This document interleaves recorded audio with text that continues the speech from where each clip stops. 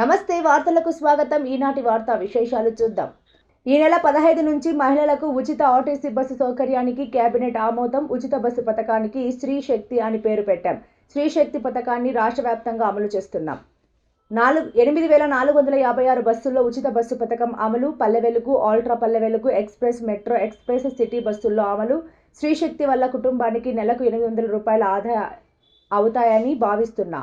ఈరోజు కూటమి ప్రభుత్వం ఇచ్చిన హామీలో మరొక హామీని అనౌన్స్ చేస్తూ కూటమి ప్రభుత్వం యొక్క విశ్వసనీయత, మా ప్రియతమ నాయకుడు చంద్రబాబు నాయుడు గారి కమిట్మెంట్ టువర్డ్స్ పబ్లిక్ ఏదైతే ఉందో అది ఎస్టాబ్లిష్ అయిందని చెప్పేసి మనం చేస్తా ఉన్నాను. నేను ఇప్పటికే ఎన్టీఆర్ భరోసా ద్వారా 34,000 కోట్లు, తల్లికి వందనం 10,091 కోట్లు, అదేవిధంగా రైతు భరోసా కానివ్వండి, దీపం కానివ్వండి, దీపం 2 కానివ్వండి, అన్న క్యాంటీన్లు కానివ్వండి, ఇవన్నీ కూడా అమలు చేస్తూ వచ్చాం.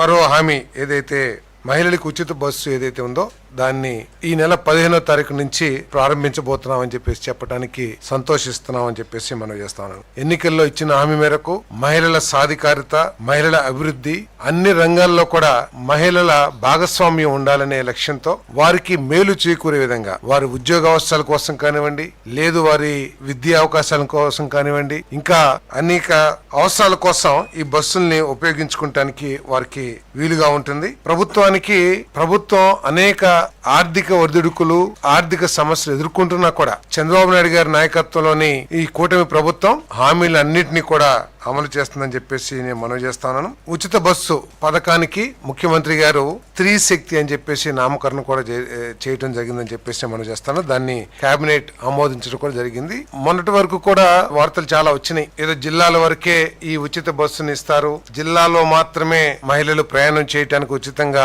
అవకాశాలు కల్పిస్తారని చెప్పేసి. మరి ఈ వార్తల నేపథ్యంలో ఇటీవల గ్రూప్ ఆఫ్ మినిస్టర్స్ కానివ్వండి ఎవరైతే ఈ పథకాన్ని చేశారో మా ప్రియతమ యువనేత లోకేష్ గారి చొరవతో ఈ పథకాన్ని రాష్ట్రం మొత్తం కూడా అమలు చేయడానికి నిర్ణయం తీసుకున్నారని చెప్పేసి కూడా నేను మనవి చేస్తాను. పథకం ద్వారా ప్రభుత్వానికి 1942 కోట్ల రూపాయలు, నెలకి 162 కోట్ల రూపాయలు పడుతుందని చెప్పేసి కూడా ఈ సందర్భంగా తెలియజేస్తాను. మరి దాదాపు 75% బస్సుల్లో ఏపీఎస్ఆర్టీసీ రవాణా చేస్తున్న దాదాపు 11,200 బస్సుల్లో దాదాపు 8,456 బస్సుల్లో ఈ ఉచిత బస్సు పథకం అనేది అమలు కాబోతుందని చెప్పేసి కూడా ఈ సందర్భంగా తెలియజేస్తాను. మరి ఇటువంటి పథకం దేశంలో కేవలం ఢిల్లీ, పంజాబ్, తమిళనాడు, కర్ణాటక, తెలంగాణలో మాత్రమే మరి ఈ పథకం అమలవుతుంది. వారికంటే కూడా మెరుగైన పథకంగా మన ఈ స్త్రీ శక్తిని రూపుదిద్దడం జరిగిందని చెప్పేసి కూడా నేను మనవి చేస్తాను. నేను దాదాపు నువ్వు ప్రభుత్వం ద్వారా మద్యం అమ్మిందే స్కామ్ చేయటానికి ఏమి తెలియని అమాయకుడిలాగా ప్రభుత్వమే మద్యం అమ్మితే స్కామ్ ఎలా అవుతుందని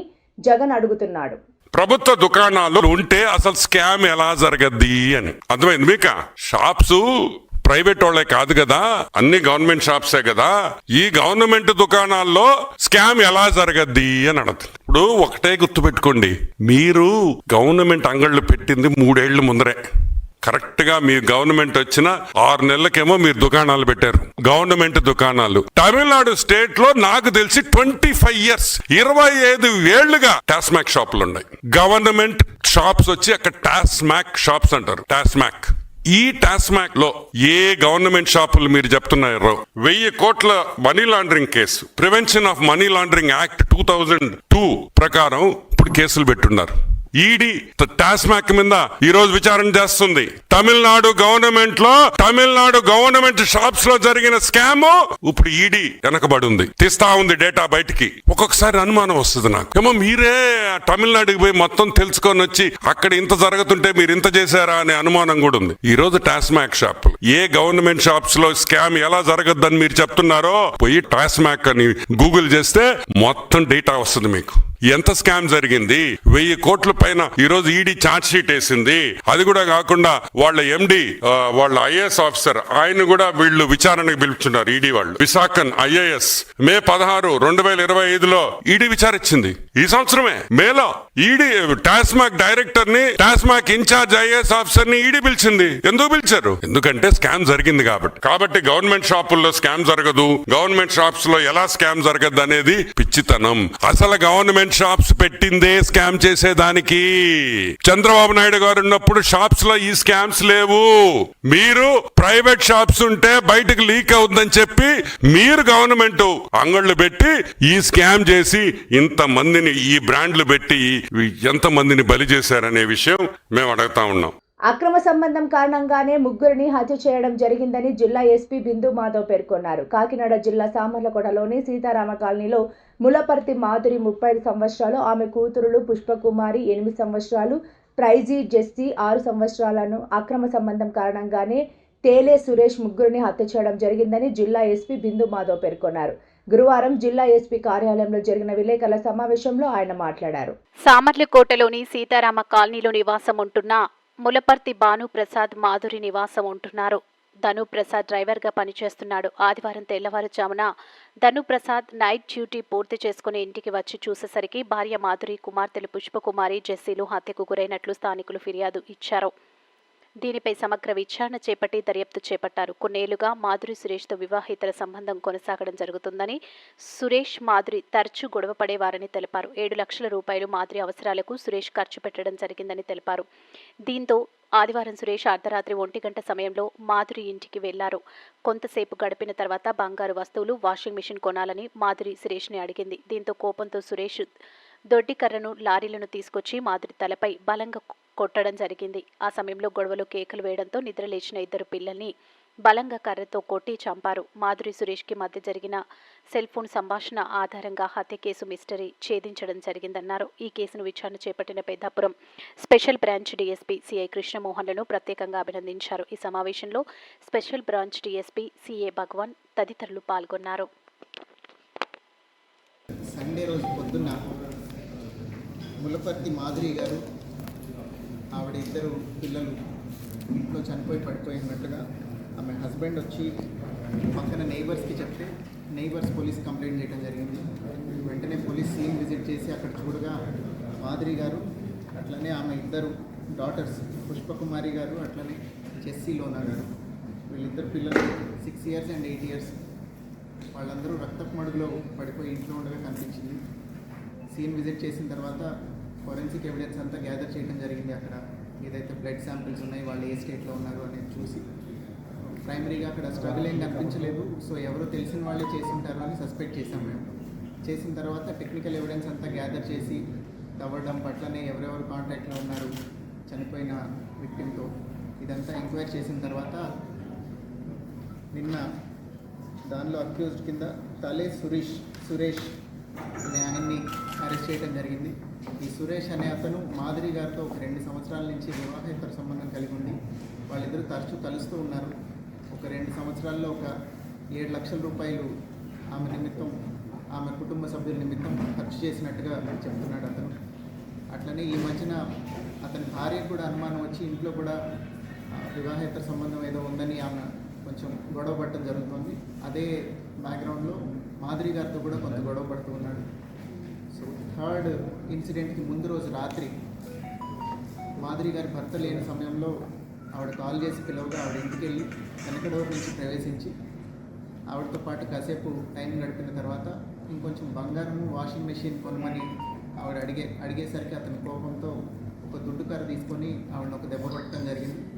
కొట్టిన తర్వాత ఆవిడ కింద పడిపోయిన శబ్దానికి పిల్లలు లేచేసరికి వాళ్ళు ఎక్కడ ఐ విట్నెస్లు అవుతారు అని వాళ్ళిద్దరిని కూడా కొట్టేసి అక్కడి నుంచి వెళ్ళిపోయాడు. వెళ్ళిపోయిన తర్వాత మేము ఎప్పుడైతే అతన్ని అరెస్ట్ చేసామో 7వ తారీఖున షుగర్ ఫ్యాక్టరీ దగ్గర అక్కడ అతని లారీని కూడా సీజ్ చేయడం జరిగింది. ఆ లారీలో కొంత బంగారం, వెండి ఇవన్నీ కూడా కనిపించాయి. అవన్నీ ఎందుకు తీసుకొచ్చామన్నాడు కనుక ఇది దొంగతనం చేసి ఎవరో తీసుకెళ్ళిపోయినట్టు కనిపించినట్టు ఉంటుందని ఆవిడ వేళకున్న ఉంగరాలు లాక్కొని వచ్చేసాడు అతను. సో ఇవన్నీ సీజ్ చేసి ముద్దాయిని అరెస్ట్ చేయడం జరిగింది. కేసుని ప్రాపర్గా ఇన్వెస్టిగేట్ చేసి ఇంకా ఫర్దర్గా ఎవిడెన్స్ అంతా ఇంటాక్ట్ సబ్మిట్ చేసి తొందరగా ఛార్జ్ షీట్ చేసి స్పీడీ ట్రయల్లో పెట్టి ఈ కేసుని ఖచ్చితంగా కన్విక్షన్ వచ్చేలాగా విల్ ట్రై. ఈ కేసులో రిజిస్టర్ అయినప్పటి నుంచి కన్సిస్టెంట్గా ఎఫర్ట్స్ పెట్టి డిటెక్ట్ చేసిన ఎస్డిపిఓ పెద్దాపురం, అట్లనే Samarlakota inspector, CCS inspector Ankababu, Jaggampeta CI గారు వీళ్ళందరూ వర్క్ చేశారు ఈ కేసు మీద. ఇది తొందరగా డిటెక్ట్ అవ్వడానికి all their efforts are very crucial. అట్లనే ఐటీ కోర్ టీం కూడా అక్కడ టవర్ డంప్ కానీ కాల్ డేటా రికార్డ్స్ కానీ వెంటనే ఇచ్చి అనలైజ్ చేసి IT IT core inspector and his team also supported a lot.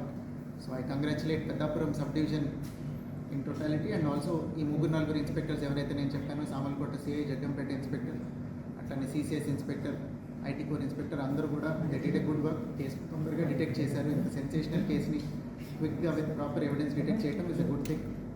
So we'll make sure that all evidence is properly submitted to the court and conviction comes in this. Kakinada జిల్లా సామలకోట మండలం వెంకటకృష్ణాపురం పంచాయతీ కొత్తూరు గ్రామంలో Bible machine బేతస్తా దేవాలయం వ్యవస్థాపకుడు reverend K Mojesh Paul మందిరంలో సర్వ కాపరుల సహవాసము APF ఘనంగా జరిగింది. ఈ కార్యక్రమానికి ముఖ్య అతిథులుగా బైబిల్ మిషన్ స్వస్థత శాల వ్యవస్థాపకులు మరియు all pastor association president reverend doctor B Emmanuel పాల్గొన్నారు. President reverend doctor B Emmanuel మీడియాతో తెలియజేశారు. ఆయన మాట్లాడుతూ దేవుని యొక్క కృప వాత్సల్యత ప్రతి ఒక్కరిపైన ఉండాలని సేవకులు సేవకురాలు ఉద్దేశించి పరిశుద్ధ గ్రంథంలోని పరమ గీతాలు గ్రంథంలోంచి మధురమైన మాటలను వేదచల్లారు. ఎంతో ఉత్సాహంగా అద్భుతమైన ప్రసంగాన్ని ఆయన ప్రసంగించారు. అనంతరం రెవరెండ్ కె మోజేష్ పాల్ ఈ సదస్సులో పాల్గొన్న సేవకులు సేవకురాలకు వస్త్రదానం, మంచి ప్రేమ విందును ఏర్పాటు చేశారు. ఈ కార్యక్రమంలో పాల్గొన్న సేవకులు సేవకురాలకు president reverend doctor B Emmanuel ఆర్థిక సాయాన్ని అందజేశారు. ఈ కార్యక్రమంలో secretary vice president P Yesubabu, P Chandramouli, Welson Kumar, treasurer James K Samuel తదితరులు పాల్గొన్నారు.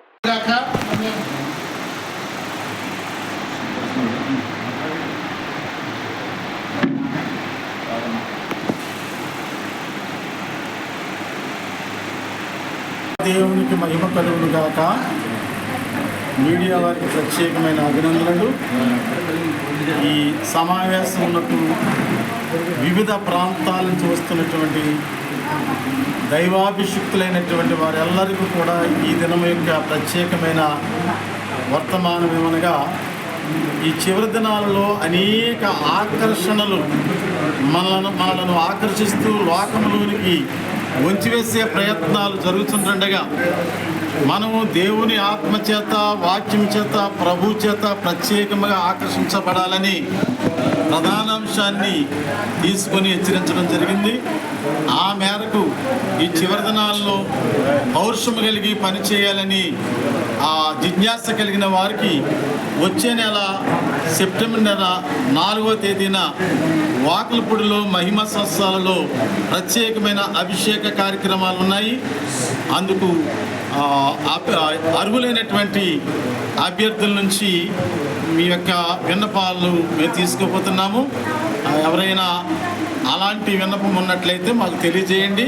కొందరిని సేవకులుగాను, కొందరిని పాస్టర్లుగాను, కొందరిని రెవరెంట్స్గాను అభిషేకించడం జరుగుతుంది. ఈ సమయంలో మరి సహకరించినటువంటి దైవజనులందరికీ, మరి ముఖ్యంగా పోస్ట్ పాస్టర్ గారు మోజెస్ పాల్ గారికి ప్రత్యేకమైన అభినందనలు తెలియజేస్తూ నా మాటలు ముగిస్తున్నాను. Thank you. కాకినాడ జిల్లా కాకినాడ రూరల్ మండలం వలసపాకల గ్రామానికి చెందిన సురేష్ను VRS హెయిర్ క్రియేషన్స్ ట్రీట్మెంట్తో మోసపోయానంటూ 2 టౌన్ పోలీసులను ఆశ్రయించాడు. ఈ సందర్భంగా సురేష్ మీడియాతో మాట్లాడుతూ తన తలపై జుట్టు లేని చోట ట్రాన్స్ప్లాంటేషన్ చేసి హెయిర్ రప్పిస్తానని వచ్చిన ప్రకటనతో కాకినాడ నగర్ సీతాపతి స్వప్న సౌద అపార్ట్మెంట్లో ఉన్న హెయిర్ క్రియేషన్స్కి వెళ్లి కలిశారని తెలిపారు. అయితే 98,000 ప్యాకేజీతో తల రప్పిస్తామని చెప్పి తన వద్ద 10,000తో పాటు కంపెనీ వారే బజాజ్ ఫైనాన్స్ 8,000 చేయించి కంపెనీకి జమ చేశారని అన్నారు. సుమారు 9 నెలల నుంచి ట్రీట్మెంట్ చేస్తామని టెస్టులు చేసుకుని రమ్మని చెబితే వెళ్లిన ప్రతిసారి టెస్టులకు 3 నుంచి 4,000 ఖర్చు అయ్యేదన్నారు. ఈ నెల 5వ తారీఖున ట్రీట్మెంట్ చేస్తామని చెప్పి తలపై ఉన్న మొత్తం చుట్టూ ఎక్కడో ఒరిస్సా నుండి తీసుకొచ్చిన బార్బర్ల చేతల మొత్తం కొరిగించారని వాపోయాడు. ఇంటి నుంచి బయటకు రావడానికి మానసిక క్షోభ అనుభవిస్తున్నానని కన్నీటి పర్యాంతమయ్యారు. ఎప్పటికే ట్రీట్మెంట్ చేయకుండా షుగర్, BP ఉందని చెబుతూ తాత్సారం చేయడంతో న్యాయం చేయాలంటూ పోలీసులను ఆశ్రయించానని మీడియాతో తెలిపాడు. నాలాంటి వారు చాలా మోసపోయారని, ఇలాంటి వారిని ప్రభుత్వం శిక్షించాలని, పోలీసు వారు నాకు న్యాయం చేస్తారు, వారికి ప్రత్యేక ధన్యవాదాలు తెలిపారు. నమస్తే అండి, నా పేరు సురేష్ అండి. కాకినాడ మాది వలసపాకలండి. నేను ఫేస్బుక్లో హెయిర్ క్రియేషన్స్ అనే వాళ్ళది ఒక యాడ్ చూసి బట్టతల మీద ప్లాంటేషన్ చేస్తాం అతి తక్కువ ధరకు అన్నారని చెప్పేసి నేను వాళ్ళని అప్రోచ్ అవ్వడం జరిగిందండి. జరిగిన తర్వాత ఒకసారి వెళ్ళి వాళ్ళని కలవడం జరిగిందండి. కలిసిన వెంటనే వాళ్ళు నాకు బాగా మోటివేట్ చేసి నన్ను వాళ్ళు ఒక 80,000 రూపాయల లోన్ చేయించారండి. ఇమీడియట్గా 10,000 రూపాయలు క్యాష్ తీసుకున్నారండి. ఇది జరిగి సంవత్సరం అవుతుందండి. దసరా ఆఫర్ అని చెప్పేసి నాకు ఇచ్చారండి. ఇది 98,000 రూపాయల ప్యాకేజ్ కిందండి, దాదాపు ₹1,00,000 అండి. అయితే ఈ రోజుకి కూడా వాళ్ళని ప్లాంటేషన్ చేయడానికి వెళ్తూ ఉంటే నీకు డయాబెటిక్ ఉంది, అది ఉంది, ఇది ఉంది, ఒకసారి టెస్టులన్నీ చేయించమని ఇప్పటికి ఒక 4 సార్లు టెస్టులు చేయించాల్సి వచ్చిందండి. చేయించిన ప్రతిసారి 4-5 వేల రూపాయలు ఖర్చు అవ్వడం జరిగిందండి.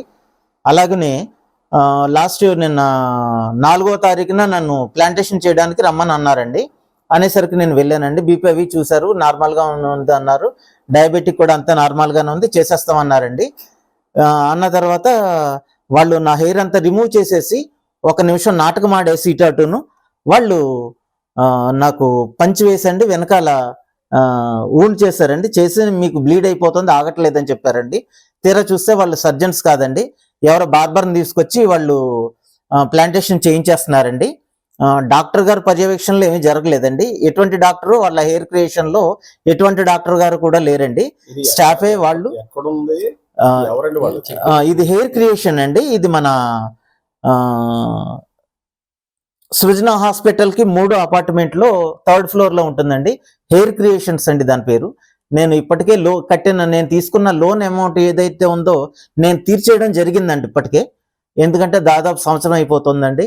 దయచేసి నా అమౌంట్ బ్యాక్ వచ్చేలాగా చేయాల్సిందిగా నేను కోరుకుంటున్నానండి.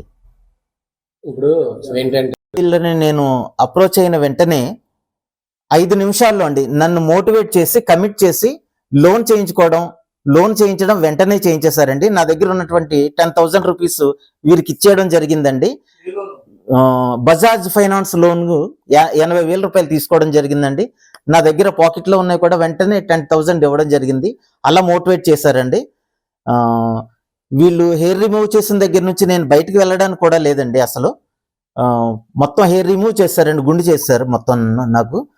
అలాగనే నాలా ఎవరు బాధపడకూడదండి. వీళ్ళ బోగస్ హెయిర్ క్రియేషన్స్ బోగస్ కంపెనీగా వీళ్ళది నేను చెప్తున్నానండి. వీళ్ళ బారిన ఎవరో పడకండి దయచేసి. వీళ్ళ మీద తగిన చర్యలు తీసుకోవాలని అధికారులను కోరడం జరుగుతుందండి. పోలీసు వారిని అధికారులను కోరడం జరుగుతుందండి. మరి ఏమైనా కంప్లైంట్ ఏమైనా ఇస్తారండి వాళ్ళ మీద? నేను ఇప్పుడు ప్రజెంట్ కంప్లైంట్ ఇవ్వడానికి వెళ్తున్నాను సార్. అది సార్.